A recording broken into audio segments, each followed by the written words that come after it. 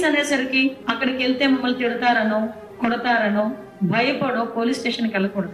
నాకు బాధ వచ్చింది అంటే ఫస్ట్ గుర్తు రావాల్సింది పోలీస్. నాకు కష్టం వచ్చిందంటే ఫస్ట్ గుర్తు రావాల్సింది పోలీస్.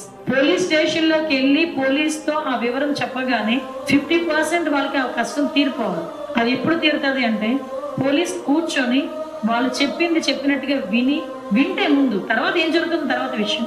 అంతేగాని పోలీస్ డిపార్ట్మెంట్ వాళ్ళే కూర్చొని కౌంటర్ కేసులు కట్టండి, అవి కట్టండి, ఇవి కట్టండి కాదు. కొంచెం ఆ పోలీస్ డిపార్ట్మెంట్ వాళ్ళకి పబ్లిక్ కి మధ్యలో ఒక బాండింగ్ క్రియేట్ అవ్వాలి.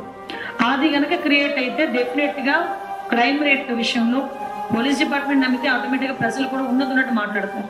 ఆటోమేటిక్ గా ప్రాబ్లం కూడా సాల్వ్ అవుతుంది. అట్ ద సేమ్ టైం 17 సంవత్సరాలు మనకి ఉమెన్ మిస్సింగ్ కూడా ఎక్కువగా 16 ఇయర్స్ నుంచి 21 ఇయర్స్ ఇన్ బిట్వీన్ ఎక్కువ జరుగుతుంది.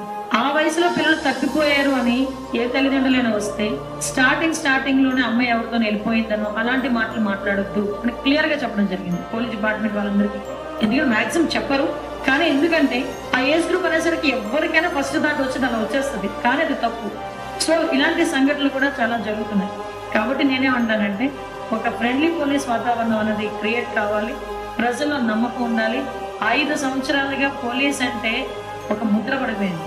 ఏదో ఆ ప్రతిపక్షాలు ఇళ్ళ దగ్గర కాపలా కాయడానికో, ప్రతిపక్షాల వాళ్ళని అరెస్ట్ చేయడానికో, ప్రతిపక్షాల మీద భయాందోళనకు గురి చేయడానికో తప్పించి వేరే దానికి ఉపయోగించిన పరిస్థితి కనిపించింది. కానీ ఇప్పుడు అలా జరిగే పరిస్థితి లేదు. డెఫినెట్ గా పోలీస్ డిపార్ట్మెంట్ లో రిఫార్మ్స్ అనేది తీసుకొస్తాం.